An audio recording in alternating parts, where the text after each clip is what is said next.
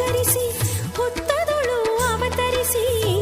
ವನಸಿರಿಯ ಸೀರೆ ಧರಿಸಿ ಹಣಿಗೆ ಕುಂಕುಮವನ್ನು ಇರಿಸಿ ಹರಕೆ ಸ್ವೀಕರಿಸುತ್ತಾ